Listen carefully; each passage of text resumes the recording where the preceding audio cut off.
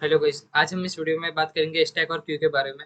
Stack और Q linear data structure है जिसमें हम जो स्टोरेज होगा वो लीनियरली होगा, और जो नॉन लीनियर डेटा स्ट्रक्चर्स होते हैं उसमें नॉन लीनियरली उसका स्टोरेज होता है। जैसे कि हम अगर लीनियर डेटा स्ट्रक्चर की बात करें तो उसमें हमारे पास होते हैं एरे, लिंक लिस्ट, स्टैक और क्यू।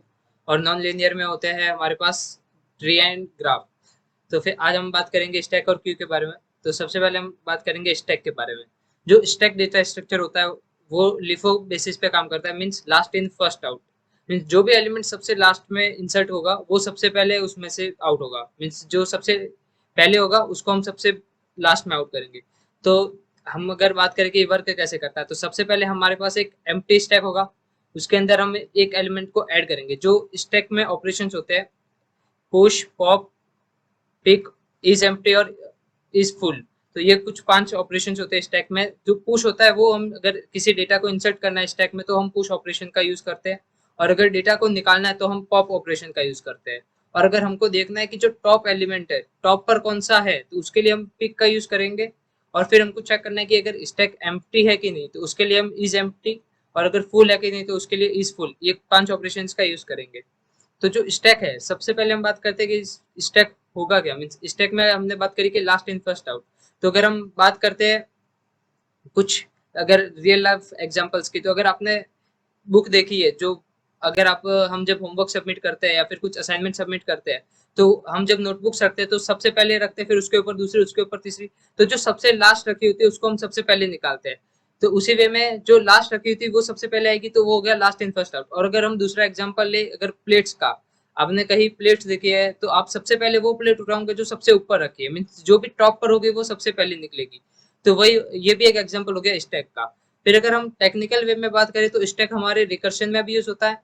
फिर अगर कोई एक्सप्रेशन कोड में लिखते हैं तो वो सबसे पहले दो एक्सप्रेशन होती है, पोस्टफिक्स और प्रीफिक्स। हम एक्सप्रेशन लिखते हैं अपने इनफिक्स में, तो जो इनफिक्स होता है उसको हम प्रीफिक्स या फिर पोस्टफिक्स एक्सप्रेशन में कन्वर्ट करते हैं, फिर उसको हम इवेल्युएट करते हैं।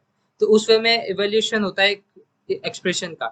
तो अभी अगर हम बात करें टेक्निकल में तो ये कुछ एक्सपेक्ट से जिधर हम स्टैक का यूज करते हैं। तो हम बात करते हैं कि स्टैक वर्क कैसे करता है। तो सबसे हमारे पहले हमारे पास एक एम्प्टी स्टैक होगा, उसमें हम एक एलिमेंट को पुश करेंगे। अभी एलिमेंट पुश हो गया, फिर हमने दूसरा एलिमेंट पुश किया, और फिर हमने इसमें तीसरा एलिमेंट पुश किया। अभी हमारा जो टॉप एलिमेंट है वो है 3। अब जब हम इसको पॉप करेंगे तो जो भी टॉप एलिमेंट है वो स्टैक में से डिलीट हो जाएगा।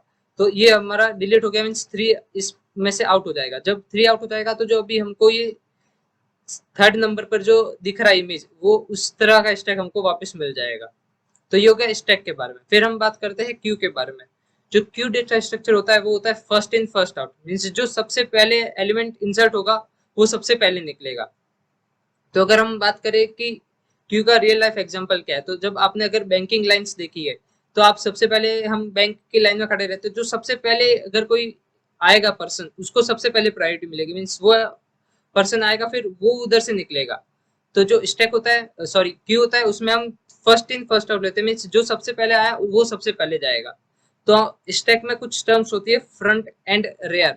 जो फ्रंट होता है वो जो भी करंट एलिमेंट है, मीन्स जो भी आउट होगा उस पे पॉइंट करेगा, और जो रेयर होता है जिधर से एलिमेंट इंसर्ट होगा उसको पॉइंट करेगा। तो ये होता है सिंपली क्यू में। और फिर हम बात करते हैं कि ये वर्क कैसे करता है क्यू। तो सबसे पहले हमारे पास एक एम्प्टी क्यू होगा, फिर अभी इसमें एक एन क्यू ऑपरेशन होता है, और डी क्यू मीन्स उसमें से निकालना, और एन क्यू मीन्स क्यू के अंदर ऐड करना। तो अगर हम बात करते हैं कि अभी क्यू में एन क्यू की, तो सबसे पहले हम एलिमेंट को इंसर्ट करेंगे फिर वापस इंसर्ट करेंगे सेकंड को। अभी हम अगर डी क्यू करेंगे तो जो फर्स्ट एलिमेंट है वही निकलेगा। तो अभी हमारा इधर से निकल गया एलिमेंट, ये हो गया हमारा एनक्यू और डीक्यू। तो अभी हम इसमें बात करें तो इधर फ्रंट होगा, फिर वापस इधर भी ये जो वन है इसको ही फ्रंट पॉइंट करेगा। और जब हम कोई डेटा इंसर्ट करेंगे इस वाले केस में तो इधर फ्रंट और रेयर दोनों वन को ही पॉइंट करेंगे, लेकिन जब दूसरा एलिमेंट आ जाएगा तो रेयर सेकंड को पॉइंट करेगा, और जो फ्रंट है वो इसी को ही पॉइंट करेगा। लेकिन जब ये वापस निकल जाएगा तो रेयर और फ्रंट दोनों ही टू को ही पॉइंट करेंगे।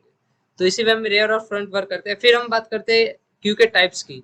तो क्यू के कुछ टाइप्स है, सिंपल की जो मैंने आपको बताया कि इसमें एक फ्रंट और रेयर होंगे। फिर हम बात करते हैं कि डबली एंडेड क्यू की। उसमें क्या होगा कि हम देख रहे हैं कि इधर एक तरफ से डेटा इंसर्ट हो रहा है और दूसरी तरफ से डेटा निकल रहा है, लेकिन जो डब्ल्यू एंडेड क्यू उसमें हम दोनों तरफ से डेटा इंसर्ट भी कर सकते हैं, दोनों तरफ से डेटा रिमूव भी कर सकते हैं। मीन्स एक एंड से डेटा इंसर्ट होगा और उसी एंड से हम उसको रिमूव भी कर सकते हैं। मीन्स एन की और डी की ऑपरेशन दोनों एंड पर परफॉर्म कर सकते हैं। उसी पे में हमारे पास आता है सर्कुलर क्यू। सर्कुलर क्यू में क्या होता है कि जब हम अगर इसको रिमूव करेंगे क्यू को, तो हमारे जो ये वाला एलिमेंट है इधर हमको फ्री स्पेस हो जाएगा। मीन्स इसकी जगह एलिमेंट तो नहीं है लेकिन स्पेस हम इसको ऑक्यूपाई कर रहे हैं। इस स्पेस को यूटिलाइज करने के लिए हम सर्कुलर क्यू का यूज करते हैं। हम उसमें क्या करते हैं कि अगर हमारा क्यू फुल हो गया और अगर हमारे फ्रंट में स्पेस है तो हम जो भी एलिमेंट आएगा उसको फ्रंट में इंसर्ट कर देंगे। फिर हमारे पास होता है प्रायोरिटी क्यू। प्रायोरिटी में क्या होता है कि हर एलिमेंट के पास एक प्रायोरिटी होती है, फिर हम उसको प्रायोरिटी के हिसाब से उसको उस क्यू में से रिमूव करते हैं। तो ये कुछ टाइप्स होते हैं क्यू के।